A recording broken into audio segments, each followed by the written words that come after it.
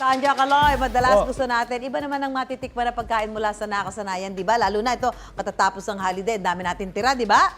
Tama, Mami Su. Ang dami niyan. Pagdating pa naman sa pagkain, very creative ang mga Pinoy. Nako! Pero what if lang naman, pagsamahin into one ang paboritong merienda at ulam? Aba! Pwede pala yan sa kwentong inalam ni Tina Panganiban Perez. Wow! Sushi at shawarma na taco? Burrito pero Pinoy taste? Yan ang nauusong fusion o mix and match ng iba't ibang merienda.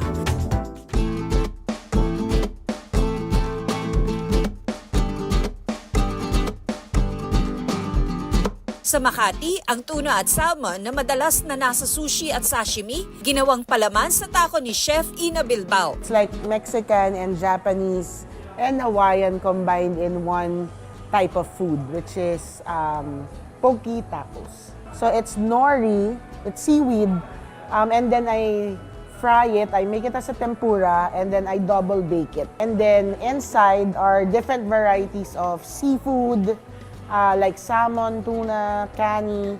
And then we also have meat variants that are sisig and shawarma. Ang nori sheet na binalutan ng tempura batter ang ginawang taco shell. Sa laman naman ng bawat taco, nilalagyan niya ito ng kanin, saka sasamahan ng salmon, tuna o kani na may special sauce. Kung Pinoy taste naman ang hanap, dinagdag niya sa variety ng kanilang taco ang sisig at shawarma.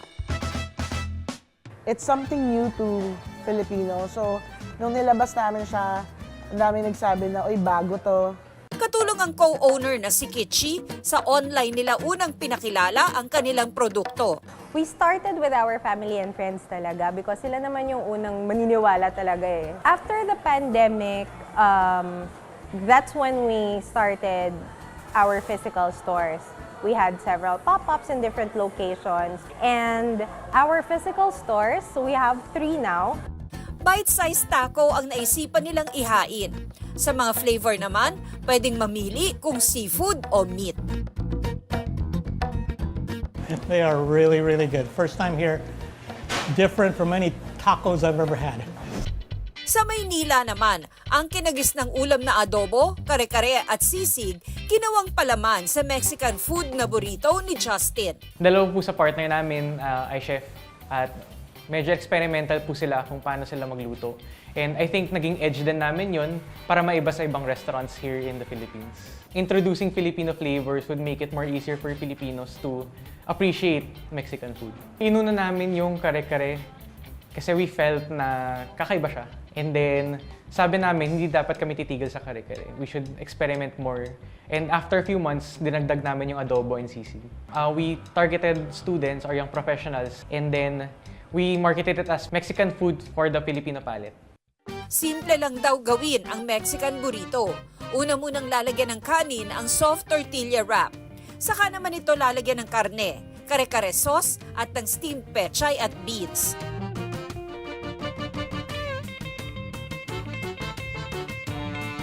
Para sa iba pa nilang Pinoy burrito, nandyan ang adobo at sisig.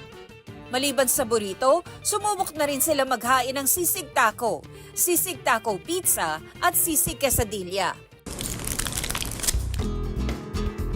Bago sa palasa, hindi katulad ng sisig na nakabukod sa kanin. Ito, nakasama sa kanin at gulay, masarap.